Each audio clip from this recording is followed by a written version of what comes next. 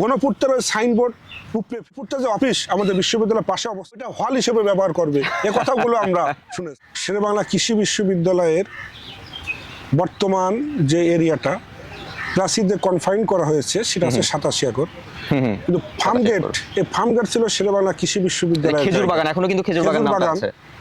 এবং আমাদের যে জিয়া উদ্যানের ভিতরে আমাদের বিভিন্ন হল সুপারের রুম এবং আমাদের হলও ছিল।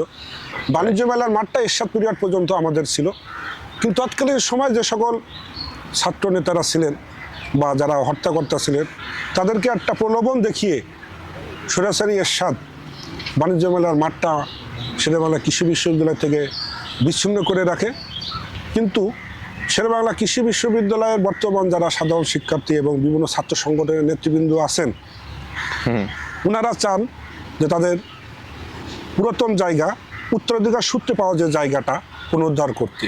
তারই ধারাবাহিকতায় আমরা বিভিন্ন ছাত্র সংগঠন, শেরেবাংলা কৃষি বিশ্ববিদ্যালয়ের বিভিন্ন স্টেক হোল্ডারগণ আমরা দফায় দফায় মিটিং করেছি এবং অলরেডি বাণিজ্য মেলার মাঠে আমরা গবেষণার কাজ আমরা চালিয়ে যাচ্ছি এবং আমাদের বিভিন্ন প্ল্যান স্থাপনা হচ্ছে। ওখানে মসজিদ, ওখানে বিভিন্ন প্লট গবেষণার জন্য এই কার্যক্রমগুলো চলমান আছে।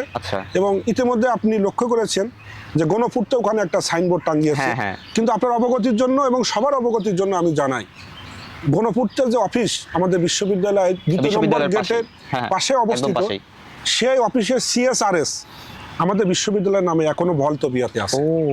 ওই জায়গাটুকু আমাদের, তারা উল্টো কি করছে যে একটা সাইনবোর্ড টাঙিয়েছে বাণিজ্য মেলার মাঠে এবং গণপূর্তের সম্পত্তি, এবং তারা ডিসি অফিসে একটা কমপ্লেন জানিয়েছে যে সরকারি জায়গায় শেরেবাংলা কৃষি বিশ্ববিদ্যালয় কাজ করতেছে। কিন্তু উনি যে অফিসার এটা করছে উনি হয়তো বা জানে না, এই বাণিজ্য মেলার মাঠের সমস্ত কাগজপত্র এখনও পর্যন্ত শেরেবাংলা কৃষি বিশ্ববিদ্যালয়ের অনুকূলে আছে, শেরেবাংলা কৃষি বিশ্ববিদ্যালয়ের নামে আছে। এখনও পর্যন্ত আজকের দিন পর্যন্ত কোনো প্রতিষ্ঠানের নামে এখন লিখিত দস্তখত নাই যে বাণিজ্য মেলার মাঠ অমুক প্রতিষ্ঠানের নামে। আপনি ইতিমধ্যে জেনেছেন কিনা জানি না, বাণিজ্য মেলার মাঠে গণপূর্ত থেকে একটা সাইনবোর্ড টাঙিয়ে দেওয়া হয়েছে। এখন আমি বিভিন্ন শিক্ষার্থী এবং শেরেবাংলা কৃষি বিশ্ববিদ্যালয়ের স্টেক হোল্ডারগণের সাথে কথা বলে যেটা জানতে পেরেছি যে তাদের ভিতরে একটা চাপা ক্ষোভ আছে।